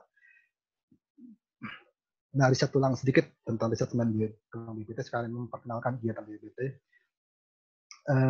Dimulai tahun 2008, lalu kami dapat patennya tahun 2012. Sekarang kegiatannya berhenti, semenjak 2012 berhenti, lalu dimulai lagi tahun 2020 ini. Kita mulai lagi dengan mitra, dan yang membedakan di situ adalah dari tahun 2012 serbuk semen tulangnya itu masih basic. Tadi dari ini serbuk PMMA dan inisiator, ada monomer cairannya, ada monomer NMA dan akselerator. Lalu tahun 2020 ini kita tambahkan lebih mendekati dengan yang di pasaran sekarang, karena pasaran sekarang nggak seperti itu lagi. Pasaran sekarang ada agen kontrasnya, yaitu radio pacifying agent. Jadi agar memudahkan dokter untuk memeriksa ketika dilakukan X-ray. Lalu ada antibiotik untuk fungsi tertentu, ada antibiotiknya. Lalu ada di cairannya ada stabilizer. Dan ini juga masih ditambahkan lagi, ada yang lainnya, karena tadi tergantung fungsinya. Mau ditaruh di mana, untuk apa gitu. Jadi semuanya itu untuk mengatasi acetic loosening, infection, dan thermal necrosis. Thermal necrosis itu karena ketika dicampurkan antara powder dan monomernya itu akan kembali terpolimerisasi, dan itu thermal necrosis itu karena akibat suhu polimerisasi tadi. Nah ini masalah yang sudah diketahui bersama, itu tadi yang saya sebutkan tadi, masalah kinetika suhunya. Suhunya tinggi ketika dari polimerisasi itu akan merusak sel, yang membuat sakit juga sama si pasien ya, karena kepanasan. Bisa sampai 100-an lah suhunya. Lalu solusi yang diusulkan itu penambahan stabilizer atau penambahan filler untuk inisiator scavenger. Lalu ada penambahan radio opak tadi yang sebutkan, memudahkan dokter untuk memeriksa. Namun itu juga bisa berakibat mengurangi kekuatan mekaniknya. Nah, ini kita harus pikirkan bagaimana sih caranya supaya radio opak tetap bisa masuk, tapi kekuatan mekaniknya tetap tinggi. Nah, dan disitulah penambahan grafen ini bisa menyelesaikan masalah di sini. Dari semua masalah ini masih ada masalah yang lain, tapi sepertinya bukan grafen di situ. Dan ini ada saya satu ambilkan contoh bagaimana grafen itu diaplikasikan di semen tulang. Sudah ada yang mencoba grafen versus grafen oxide. Dan ketika ditambahkan, apa yang terjadi ketika loadingnya banyak, ini kan kontrol ini yang berarti semen tulang tanpa apa-apa ya, semen tulang komersial. Jadi kita ditambahkan loadingnya makin meningkat, porosity-nya juga meningkat. Bisa baik, bisa juga buruk, karena porosity juga akan membantu untuk pertumbuhan tulang, tapi terlalu banyak akan memperlemah semen tulang itu sendiri. Dan juga ada residual monomer.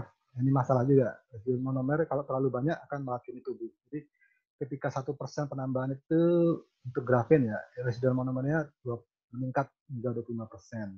Tapi curing temperaturnya turun 12%. Setting time-nya turun juga 38%. Nah, ini setting time ini ya preferable karena setting time itu adalah waktu yang digunakan untuk dokter untuk menginjeksikan ke dalam lokasi tadi, ke dalam implan. Untuk 1% graphene oxide, residual monomernya itu naik hingga 13%.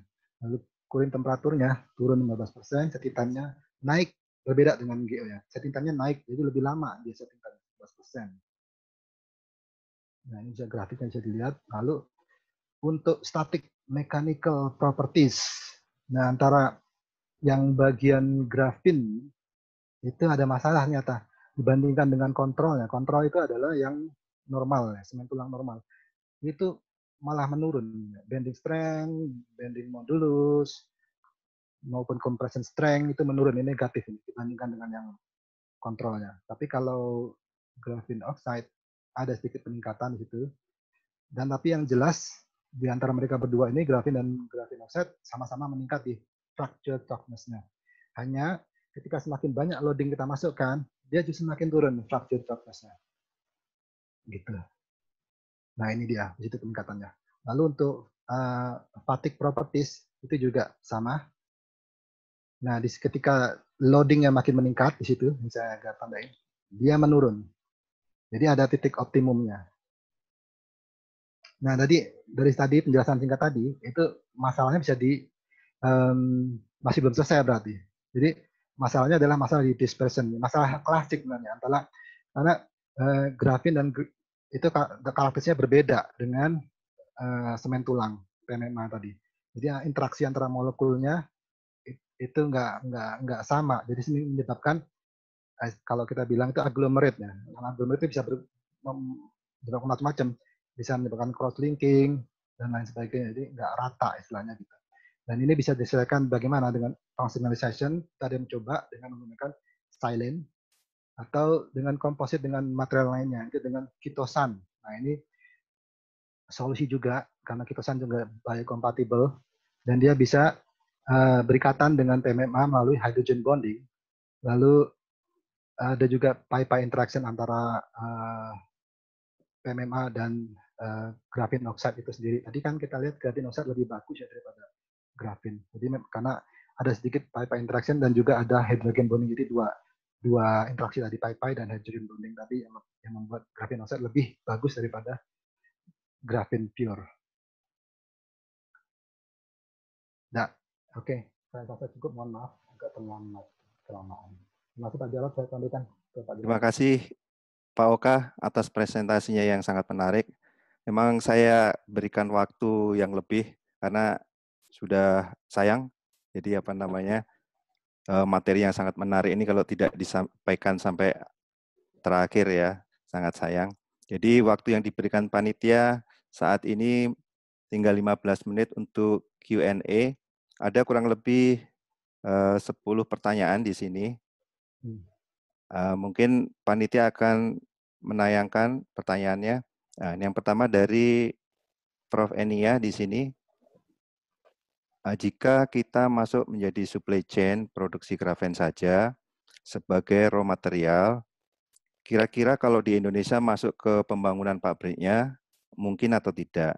Tentu saja kira-kira marketnya kemana, juga harus dilihat yang paling pendek, di mana yang paling membutuhkan. Mungkin satu persatu dulu Pak Oka bisa menjawab, silakan Pak Oka. Ya, baik.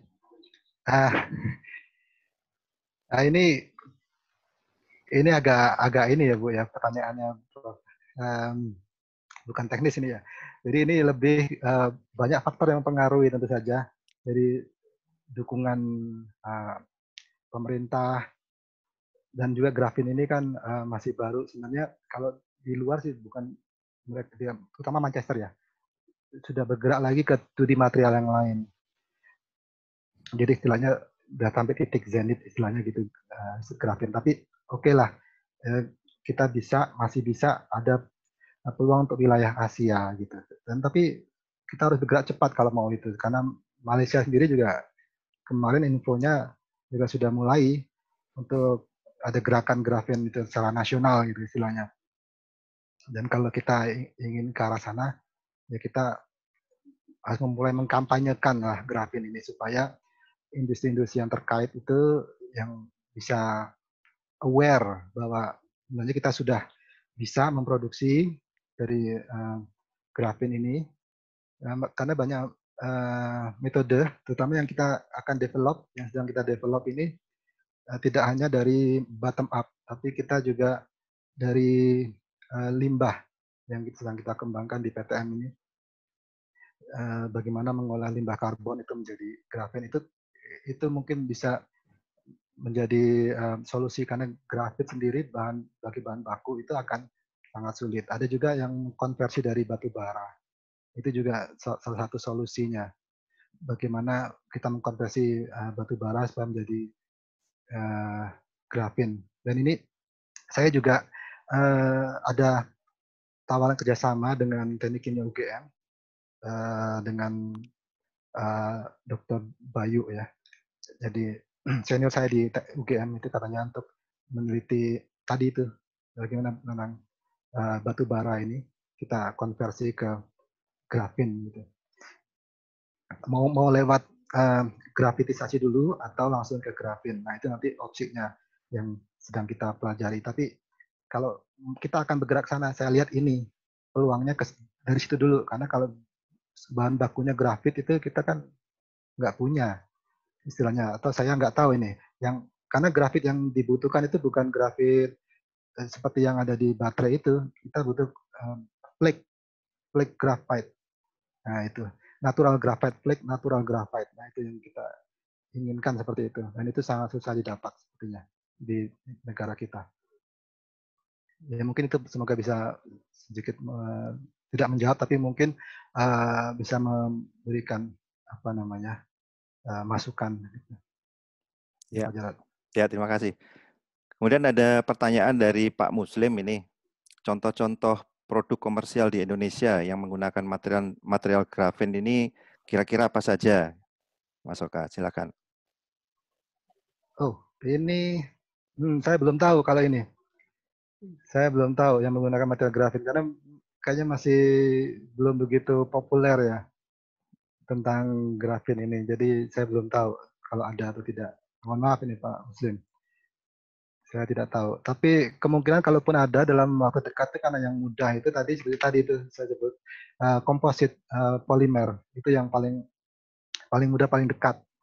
Mungkin bisa ke arah situ. Di UK juga sudah mulai banyak digunakan komposit ini dalam bidang ini alat pancing itu, terus untuk raket itu juga yang harganya mahal karena menggunakan tadi grafen tadi. Jadi kesempatan untuk menaikkan harga juga kayaknya. Ya. Ya.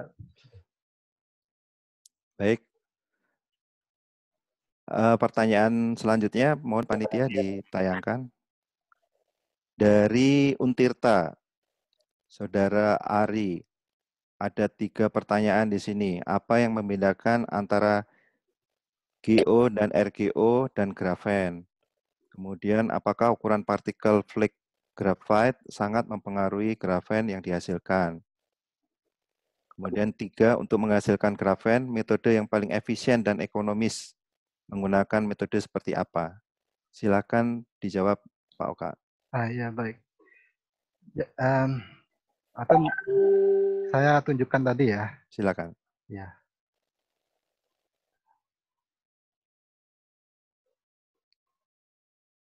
Baik, kita kembali ke pembuatan grafin. Perbedaan antara GO dan RGO maupun grafin.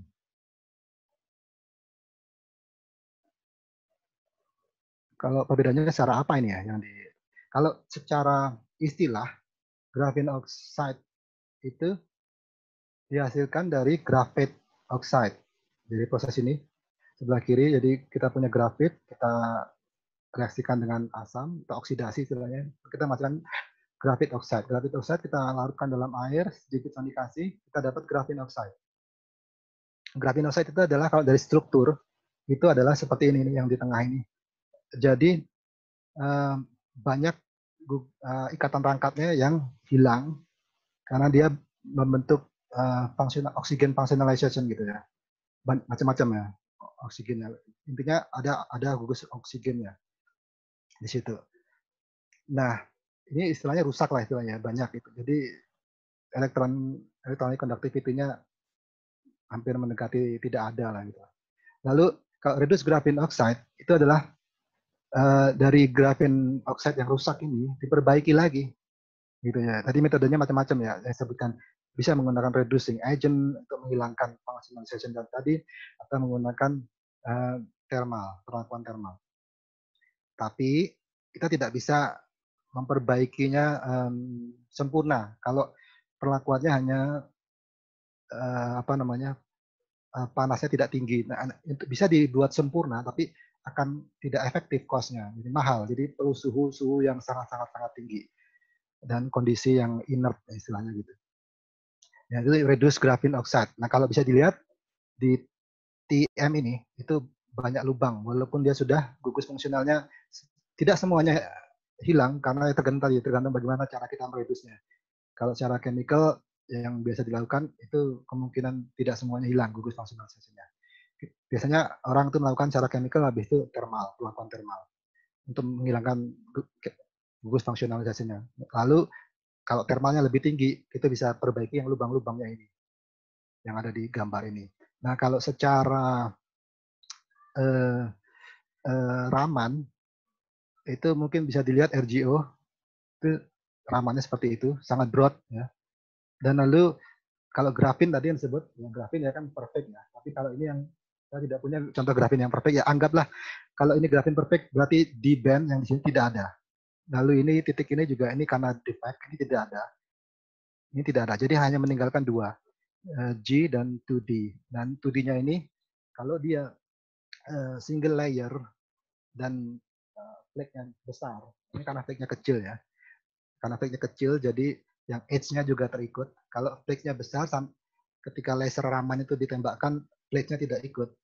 Ini 2D band-nya ini akan naik ke atas, melebihi daripada G band ini. Jadi lebih tinggi. Itu karakteristik grafin yang berukuran besar. Lalu pertanyaan berikutnya.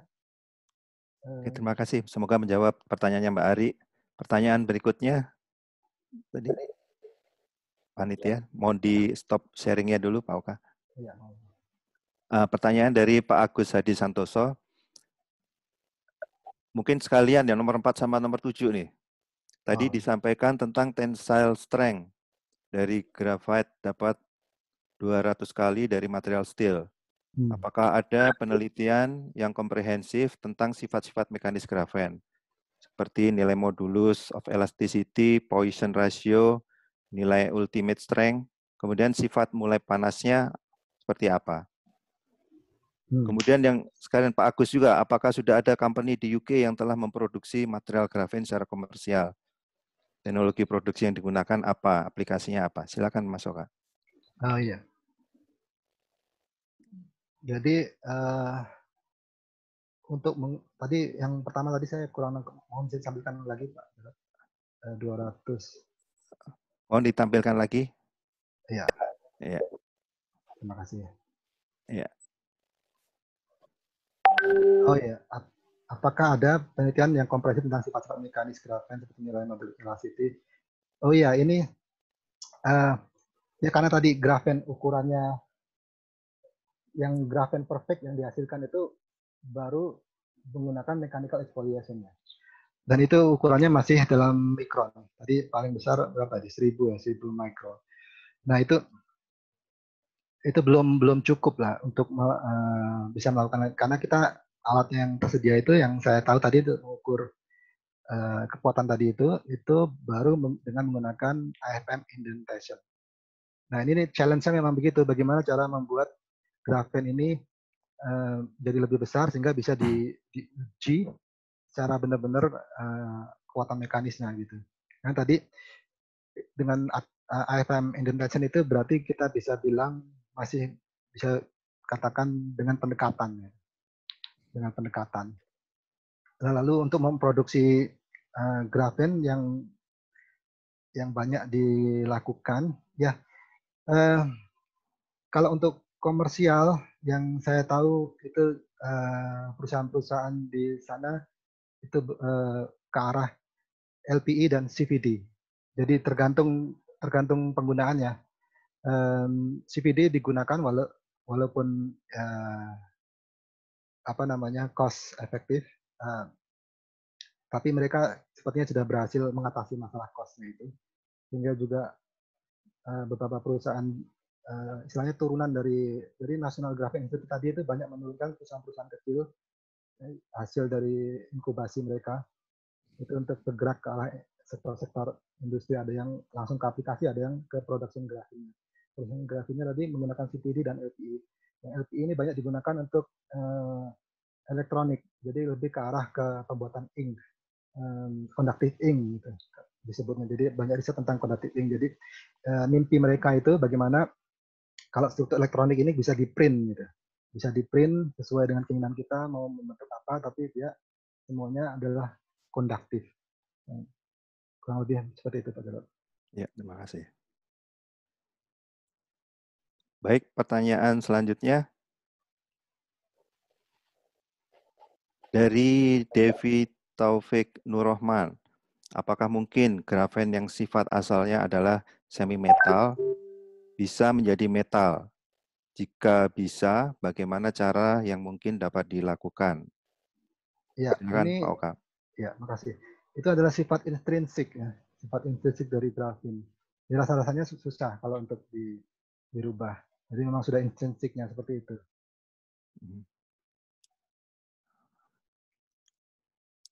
Oke, cukup. Semoga menjawab. Pertanyaan selanjutnya dari Pak Razi. Bagaimana partikel packing density dari grafen?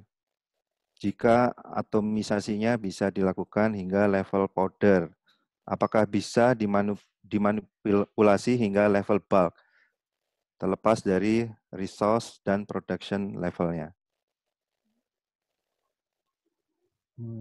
Ini maksudnya gimana ya? Particle density. Particle packing density dari grafen.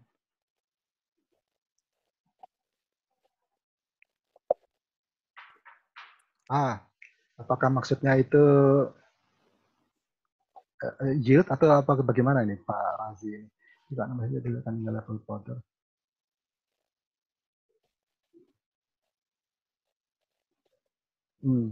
Saya kurang paham. Atau disimpan dulu pertanyaannya, nanti ya, kita jawab di lain waktu ya. Ya, saya Oke, takut. Ya, saya takut salah nanti. Ya, betul. Kita simpan dulu, silakan. Kemudian kita lanjutkan ke nomor 8.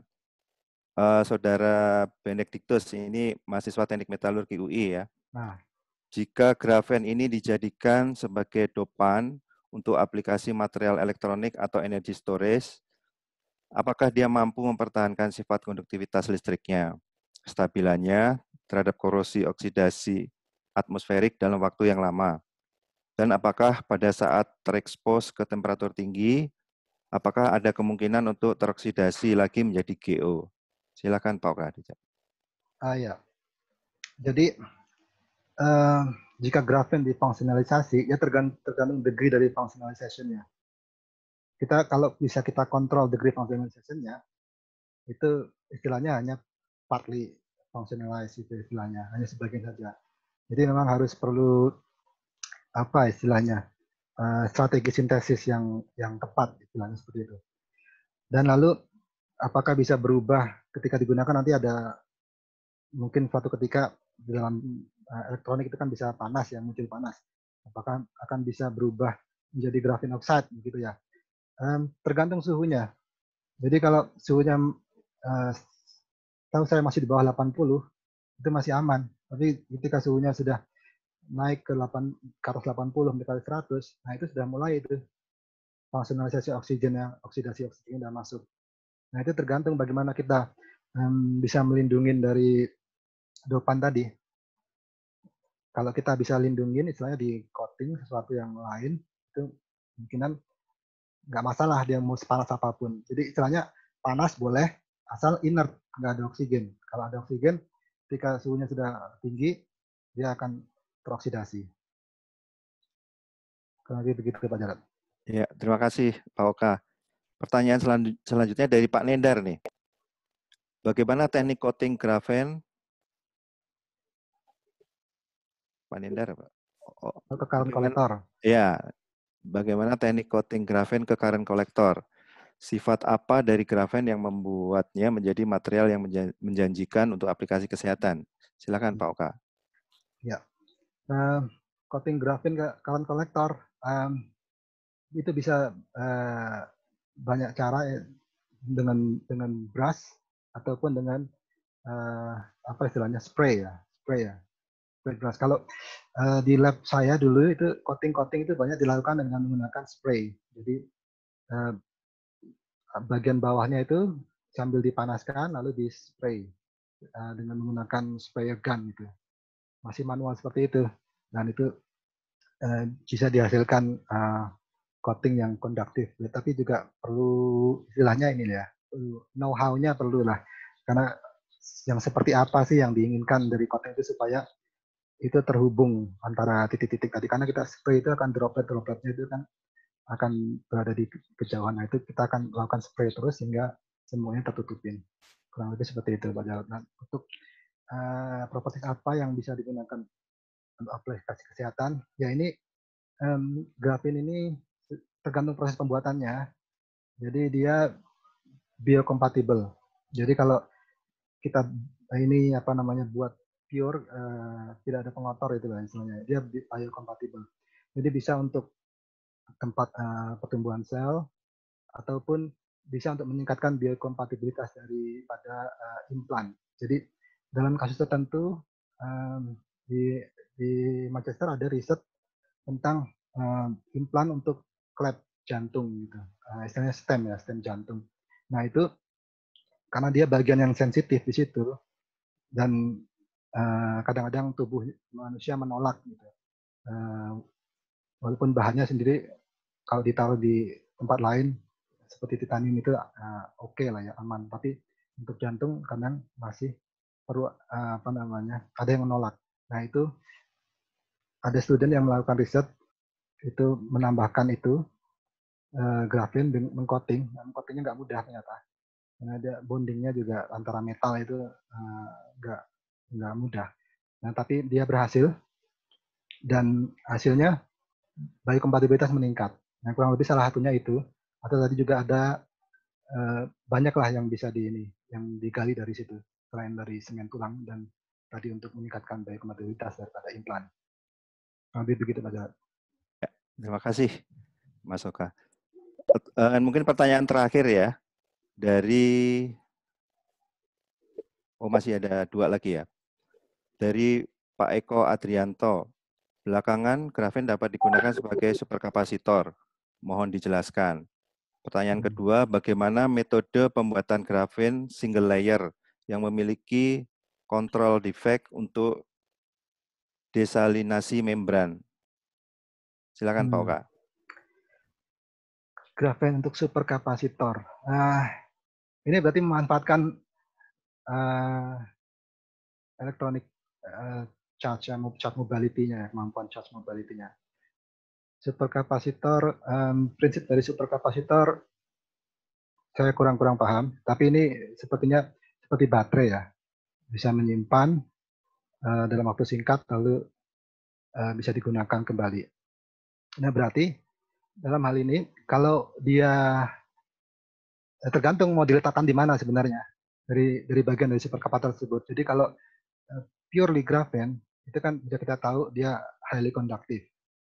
Nah, kalau mau digunakan sebagai main-nya, berarti dia apa ya istilahnya harus bisa kayak semikonduktor gitu ya, yang bisa on off. Kalau dia pure grafen dia tidak bisa on off, dia akan selalu highly conductive. Tapi kalau kita rubah sedikit di functionalization atau istilahnya kita buat cacat lah ya, dia bisa menjadi semiconductor yang kita bisa atur ininya apa namanya conductivity-nya. Jadi bisa on off. Nah, seperti itu. Nah, kalau untuk pertanyaan kedua, saya lupa Pak Jarod, mungkin mau ditampilkan kembali pertanyaan kedua. Baik, mohon ditampilkan lagi. Oh, untuk single layer, yang untuk desalinasi membran. Desalinasi membran ini apa yang untuk penyaringan air laut itu ya, Pak Jarod? Mungkin itu ya, yang untuk filter air laut ya, memisahkan garam dari air laut. Ya. Membuat grafen yang memiliki aktivasi untuk membran desalinasi. Ya, mungkin sudah banyak ya, mungkin sempat membaca mungkin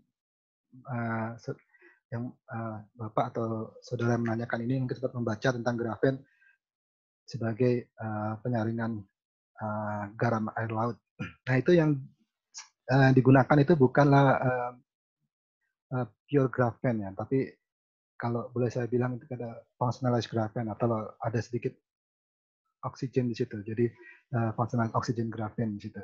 Jadi tidak pure grafen, karena kalau grafen sendiri itu yang bisa lolos daripada grafen. Kalau misalkan tergantung sistemnya yang mau dibuat seperti apa ya. Tapi kalau grafen dibuat sebagai filter membran, yang bisa lolos itu hanya proton yang bisa lolos dari heksagonal lubang itu. Tapi kalau untuk desalinasi membran, karena dia akan menangkap garam-garam tadi, artinya kembali lagi kan garam itu berarti ada magnesium dan lain sebagainya, sodium itu kan metal ya. Jadi ada fungsi chelating yang digunakan. Nah, jadi grafennya harus di-functionalize supaya bisa menangkap garam-garam tersebut. Nah, lebih seperti itu Pak Jarod. Ya, terima kasih Mas Oka. Mungkin pertanyaan terakhir ya. Mohon ditampilkan. Ini pertanyaan terakhir, nanti bila mana ada yang pertanyaan lain yang belum terjawab, nanti Mas Oka bisa menjawab melalui email ya. Ya. Nah, silakan. Pertanyaan yang ke-11, Pak Hendro. Jika grafen diaplikasikan di komposit polimer, berapa jumlah yang mesti ditambahkan dan kira-kira seberapa jauh efektivitasnya untuk pengaruh ketahanan terhadap efek panas? Silakan, Pak Oka. Iya. Ya tadi mungkin ini ada hubungan tadi ya dengan, karena tadi PMMA juga ya memang itu polimer juga ya. Jadi berapa jauh bisa ditambahkan? Sebenarnya masalahnya harus dipecahkan dulu. Masalah dispersionnya tadi. Kita harus bisa memecahkan masalah itu dulu. Kalau itu sudah terpecahkan, ya sekarang tentu saja kita bisa mengapply sesuai kebutuhan kita. Apakah kita ingin membuat polimer kita lebih keras ataukah masih fleksibel? Karena semakin banyak kita tambahkan filler, polimer kita fleksibilitasnya akan berkurang, tapi akan dia semakin keras gitu. Lalu bagaimana untuk ketahanan terhadap panasnya tadi? Maksudnya leleh ya, atau gimana ya? Mungkin leleh ya, karena kan terhadap panas. Ya, kalau dia sudah ada berikatan dengan filler matriksnya, tapi dalam hal ini saya kurang paham, mohon maaf ini Pak Hendro tentang ketahanan panas ini. Bisa hanya saya memperkirakan kalau dia sudah diisi dengan suatu filler, dalam hal ini karbon, karena grafin ini mempunyai konduktivitas termal yang tinggi. Jadi ketika panas di-apply-kan pada dia akan cepat membagikannya ke yang lainnya. Jadi panasnya ini akan terbagi rata. Jadi secara prinsipal ketahanan panasnya akan meningkat. Tapi seberapa peningkatannya, nah itu saya nggak tahu, mohon maaf Pak Hendro. Tapi saya secara prinsipal ini saya yakin meningkat. Ya, kurang lebih begitu Pak Jarod. Ya, baik. Terima kasih Mas Oka atas jawaban dari pertanyaan-pertanyaan yang disampaikan oleh peserta. Saya tidak akan meresumekan, hanya beberapa catatan kecil saja bahwa grafen sebagai new material ini telah banyak digunakan ya. seperti yang telah disampaikan oleh Pak Oka tadi, karena mempunyai sifat-sifat yang superior.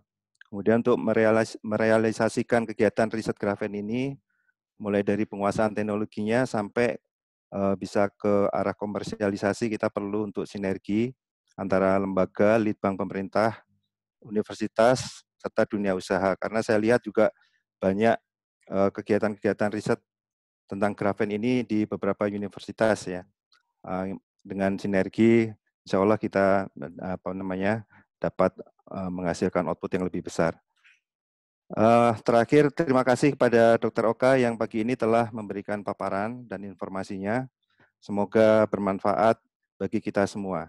Tidak lupa kami juga mengucapkan terima kasih kepada panitia yang telah mensukseskan acara ini. Di waktu dan tempat kami kembalikan kepada moderator. Wassalamualaikum warahmatullahi wabarakatuh.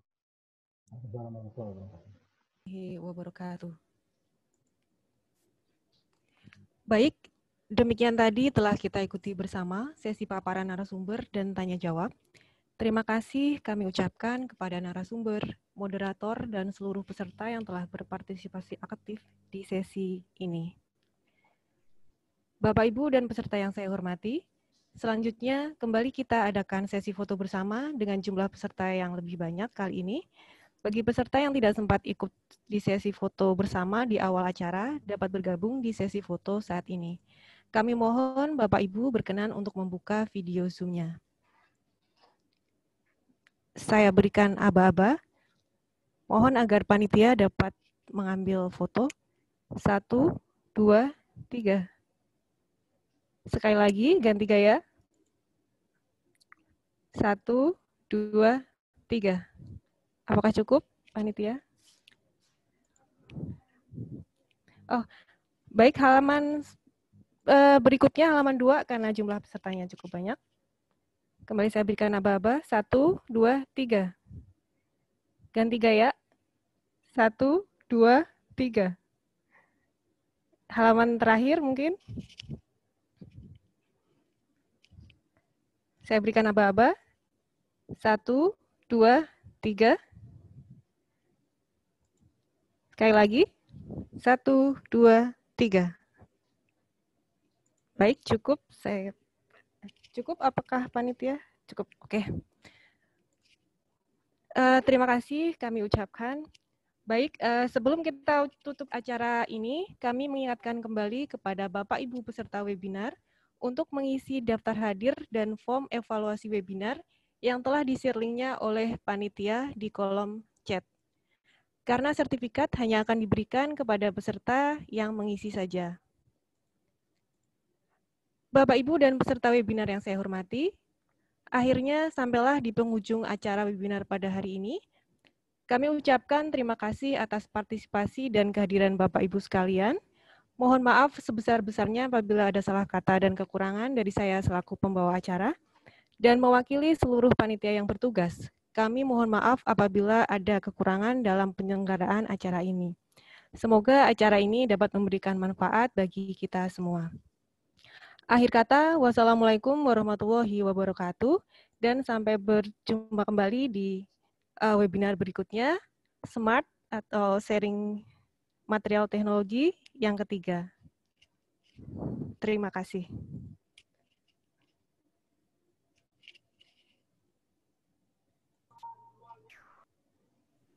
Terima kasih semuanya. Terima kasih semuanya.